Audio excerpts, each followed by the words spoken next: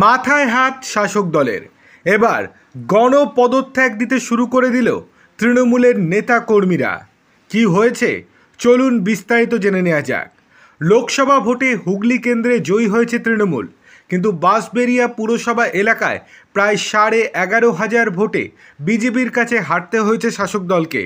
সেই ফলের পরে তৃণমূল কাউন্সিলরদের নাকি কোনো বৈঠকেই ডাকেন না পুরসভার চেয়ারম্যান আদিত্য নিয়োগী।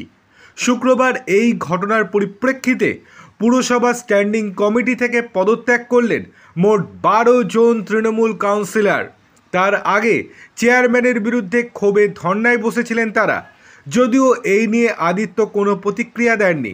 বাঁশবেড়িয়া পুরসভার তৃণমূল কাউন্সিলরদের একাংশ শুক্রবার চেয়ারম্যানের বিরুদ্ধে নানা অভিযোগ করতে শুরু করেছেন।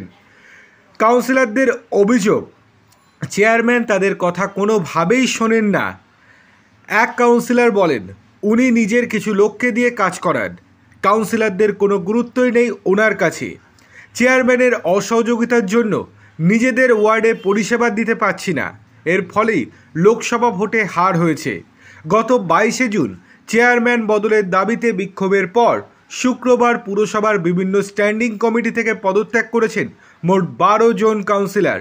তৃণমূল কাউন্সিলর বিশ্বজিৎ দাস এবং প্রিয়াঙ্কা দাসেরা বলেন, আমরা কাউন্সিলর হিসেবে এলাকার কোনো কাজ করতে পারছি না। স্ট্যান্ডিং কমিটি আমাদের কাছে অলংকার ছাড়া আর কিছুই নয়, কারণ স্ট্যান্ডিং কমিটির কোনো মিটিংই হয় না, যা কিছু সিদ্ধান্ত চেয়ারম্যান নিজেই নেন। 3টি স্ট্যান্ডিং কমিটি মাথায় রয়েছেন তিনি, কিন্তু কোনো বৈঠকই হয় না। তারা আরও বলেন, এই বিষয়ে আমরা দলের নেতৃত্বকেও জানিয়েছি, তারা নিশ্চয়ই কোনো ব্যবস্থা নেবেন, না নিলে আমরা দলত্যাগ করব।